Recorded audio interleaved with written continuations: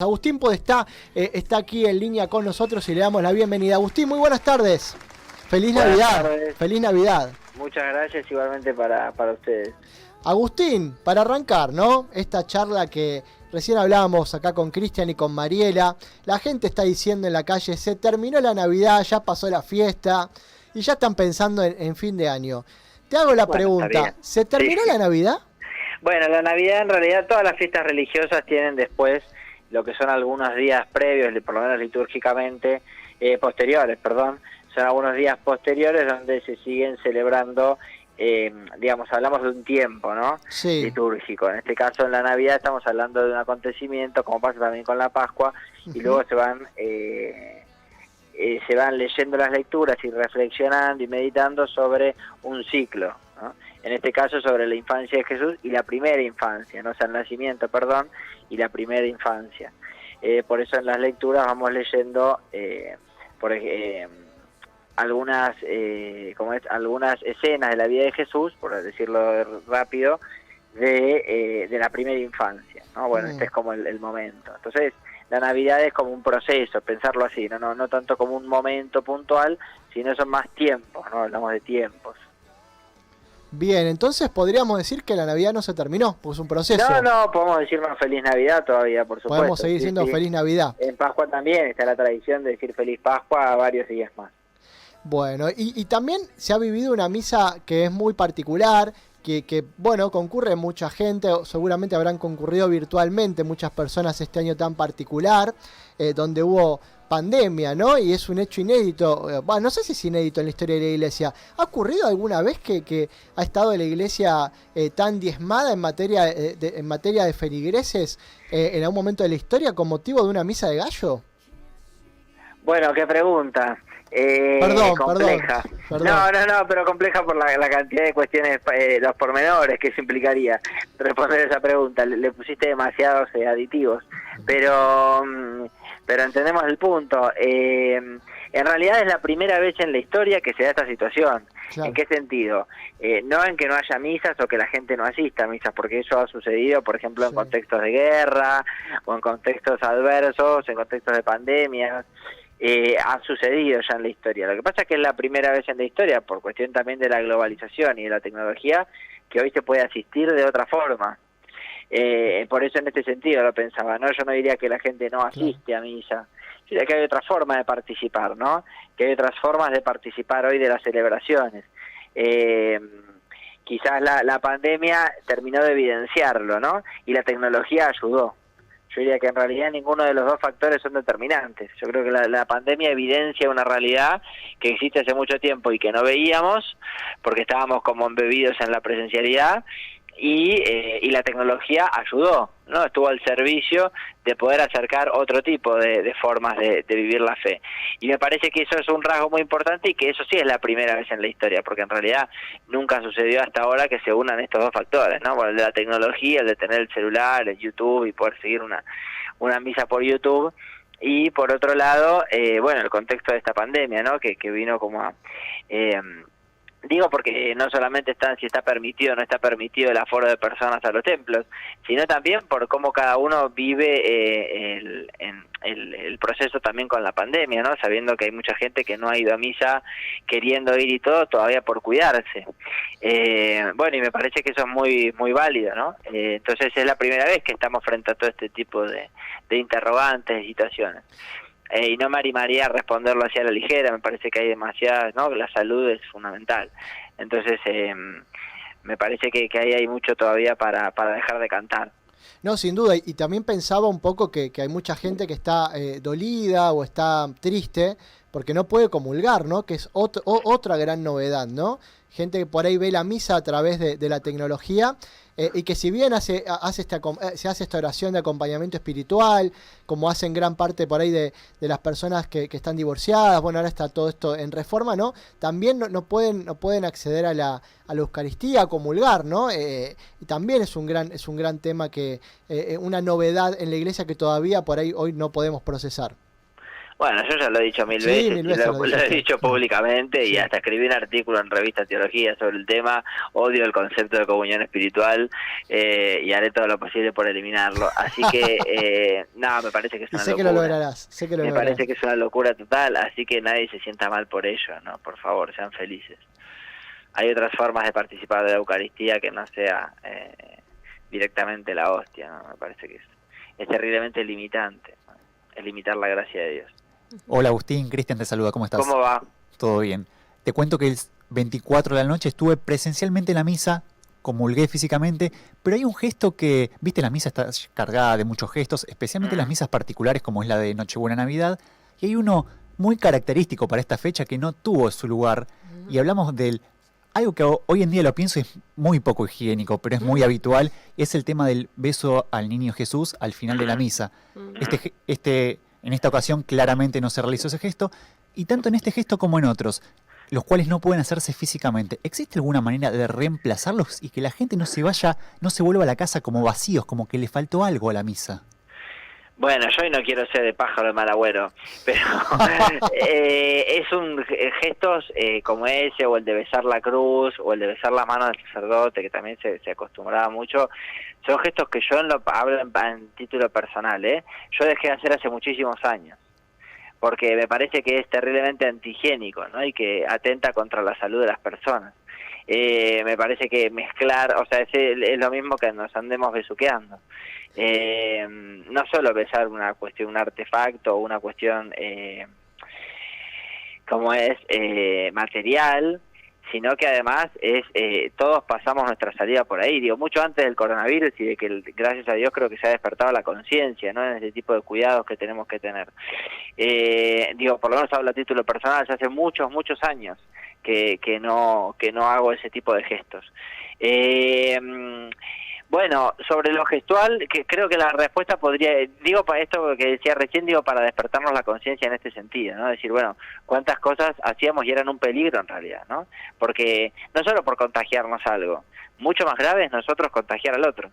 O sea, mucho es como mismo que el uso del tapabocas. El problema del uso del tapabocas no es contagiarme algo, es yo no contagiar al otro. O sea, es poner al otro primero, ¿no? Si yo tengo una enfermedad y puedo contagiar en este momento y no lo sé, voy, dejo mi saliva ahí y otro viene y pone su boca ahí. O sea, se está contagiando una enfermedad. Pero yo estoy siendo causa de su enfermedad, ¿no? Es terrible. Entonces, por poner al otro hay que evitar este tipo de cuestiones. Eso por un lado. Y después por otro lado, que nuestra fe es muy simbólica, como vos decías recién, es muy los símbolos materiales, la materialidad, perdón, es muy simbólica. No existe lo espiritual, ¿no? Cuando se habla de la fe y lo espiritual. Bueno, lo espiritual va de la mano con lo carnal, si no, por lo menos desde una visión católica no tiene mucho sentido, ¿no? Tiene que tener un anclaje material, lo simbólico. Pero todo lo simbólico puede ser reemplazado de otra forma. Por eso va de vuelta a lo mismo que decíamos recién, ¿no? Con el tema de la comunión espiritual. Comunión y espiritual son antagónicos. O sea, no puedo hablar de comunión y espiritual, porque la comunión es material en sí misma. No existe algo que sea solo, no existe una comunión que sea solo espiritual. Tiene que haber un anclaje en lo material. Por eso en este caso creo que es lo mismo, creo que hay otras formas de vivir la espiritualidad que no sean, hay que distinguir acá lo que es un sacramento y lo que es otro tipo de gestos. Quizás hoy hay que buscar otra forma de ser, ¿no? De acceder al misterio, que no dependa de, en concreto y en particular, besar la imagen. Digo, puede ser, yo qué sé, si pienso, ¿no? En vez de besar el niño en la parroquia, el Jesucito, digamos, en la parroquia, bueno, por ahí tu Jesús en el pesebre, ¿no? Que es una relación vos con, ¿no? Y después tomando los cuidados necesarios, alcohol, bueno, etcétera, etcétera. Pero otro tipo de cuestión, si una tiene una cruz personal, ¿no? Una cruz colgando, por ejemplo. Bueno, besar la cruz de uno mismo también, pero porque ahí lo que hay que poner en evidencia es también la cuestión de la salud. Eso me parece que es fundamental, ¿no? Que no podemos obviarlo. Porque en el fondo cuidar la salud es cuidar la vida. En esto medio que no nos entendemos con los que son fanáticos de contagiarse, ¿no? De llenar el templo por llenar el templo. Y uno dice, che, pero es riesgoso para la salud. Y el Dios de la vida, lo primero que está por sobre la mesa es la salud, ¿no? La vida, justamente. Entonces sería como medio incoherente. Por eso, bueno, hay que repensar en todo caso este tipo de gestos. Si son peligrosos para la salud pública, bueno, repensémoslos, ¿no? Hay otras formas. Uno tiene sus propios objetos personales, o vivirlo de otra manera, o contemplar. No, algo que dice perdón si me extiendo un poco, pero me parece que el tema es interesante. El quinto documento de la del CELAM, de la Conferencia Episcopal en Latinoamérica, ¿cómo se llama? El texto que tiene sobre la gente al rezar frente a la imagen, que es todo un tema, ¿no? Si usamos las imágenes religiosas para rezar o no. Dice que tiene un texto muy lindo, si pueden búsquenlo, dice que la persona se para frente a la imagen, quiero decir a la estatua, vamos a decir, ¿no? A la imagen de un santo, por ejemplo, y contempla, ¿no? Contempla, es decir, hay algo propio del ser humano, que esto mismo lo vemos, por ejemplo, en el arte, cuando uno ve un cuadro, ¿no? Un cuadro que le llama la atención, que le parte la cabeza, ¿no? Que decís, lo que estoy viendo, ¿no? Bueno, uno contempla el misterio por medio de una expresión material, diríamos artística para el arte, pero en este caso es un niño Jesús, ¿no? Hecho de yeso, yo qué sé, de material. Bueno, pero uno contempla el misterio, ¿no? Como ver el pesebre, un poco lo que nos invitaba Francisco el año pasado, ¿no? Contemplar el misterio del pesebre es ver el pesebre y dejarse maravillar por la escena de lo que sucede, como en el teatro, ¿no? Es lo mismo, uno se deja maravillar por lo que ve. Bueno, quizás no hace falta ir y dar un beso y contagiar a otra persona, la posibilidad de contagiar a otra persona por el contacto de saliva, pero uno puede contemplarlo, y uno puede mirarlo, y uno puede emocionarse con lo que está viendo. Bueno, eso es justamente la experiencia de fe. Creo que en esa línea uno podría también como replantearlo, ¿no? Priorizando la salud de todos. Hablando de cosas novedosas, Agustín, también algo que se dio el 24 fue ver a un papa en la historia haciendo una misa virtual, ¿no? Donde un montón de gente la fue siguiendo, distintas personas a lo largo del mundo la pudo seguir a través de internet, que se seguía, pero bueno, él haciendo una misa virtual como obispo de Roma, ¿no? Y pensaba un poco, uniéndome a la pregunta que hacía Cristian, ¿vos ves oportunidad en esta pandemia de que la Iglesia en general, en que Roma modifique esta clase de gestos, teniendo en cuenta la salud pública y la salud de las personas en particular, que se modifiquen esta clase de gestos de los ritos? Hay internamente, dentro de la Iglesia todavía hay mucha reticencia a este tipo de cuestiones, y uno lamentablemente todavía escucha, ¿no? Cierto discurso contrario a la utilización o a utilizar los medios de comunicación, porque son medios, no son fines, ¿no? A los medios de comunicación, y ahí incluyo a la virtualidad, a la web, digamos, a todo lo que es online. Hay con mucha reticencia todavía. Si bien es cierto que, digo, a nivel más toma de decisiones, ¿no? A nivel jerárquico.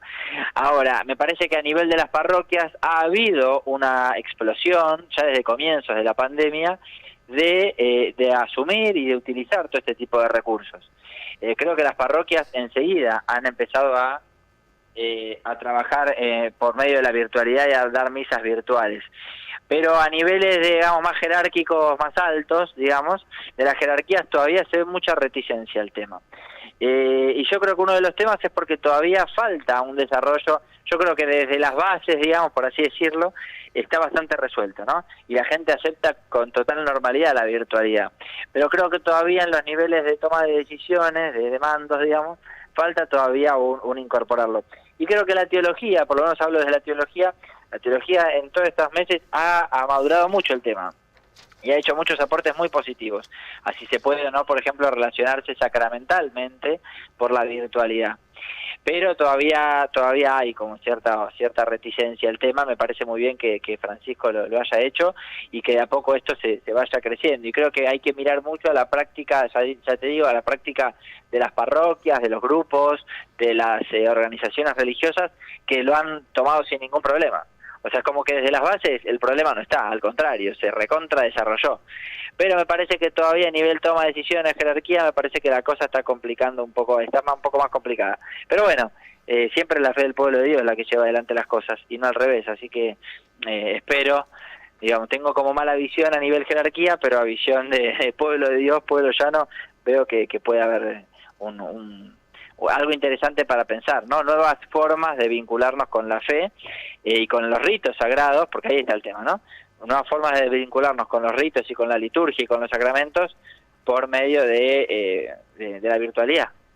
Sin duda, y aparte ha sido un año muy positivo, ¿no? Porque mucha gente se acercó a la iglesia en este contexto de pandemia a través de la virtualidad y bueno, han seguido misas, han acompañado retiros, uno va viendo el movimiento que ha tenido en las bases, como bien vos decís, y ojalá que pronto también todo lo que es la alta jerarquía de la iglesia pueda darse cuenta, aunque hay obviamente distintas facciones ahí en Roma que pujan, ¿no? Los conservadores, los no tan conservadores y demás. Esperemos que pronto ese equilibrio de fuerzas empiece a cambiar, ¿no?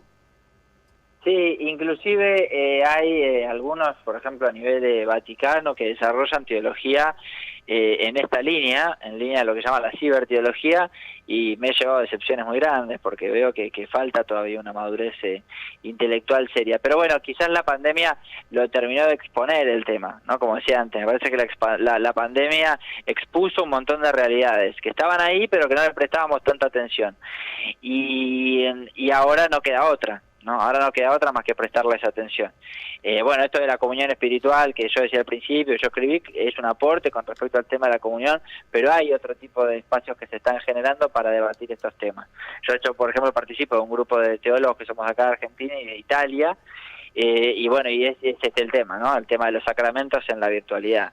Y hay reflexiones muy interesantes, porque en el fondo es un repensar lo que no es simplemente decimos si transmitimos o no transmitimos, eso sería sencillísimo. El tema es si uno participa verdaderamente, ¿no? Y si uno es iglesia en la virtualidad.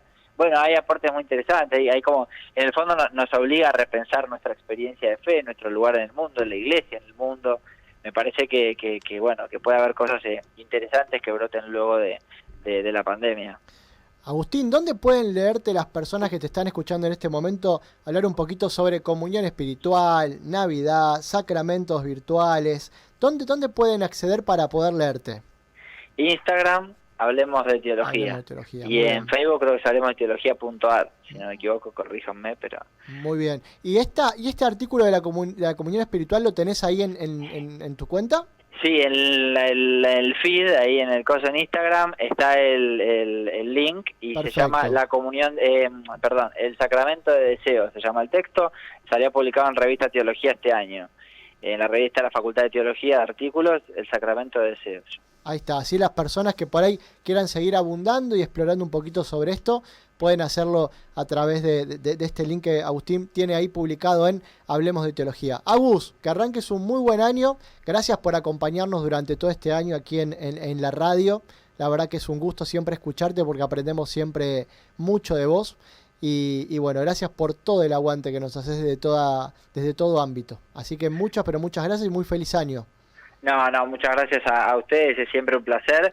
Y bueno, lo mismo, ¿no? A pesar de este año tan difícil y complicado, aprovechemos todo lo vivido para trabajar por un mejor año 2021. Les mando un saludo grande y feliz Navidad. Buen fin de semana, Agus. Igualmente. Pasaba Agustín Podestá, magíster en teología, integrante de la Sociedad Argentina de Teología y director de Hablemos de Teología, que ustedes los pueden encontrar en Facebook y en Instagram.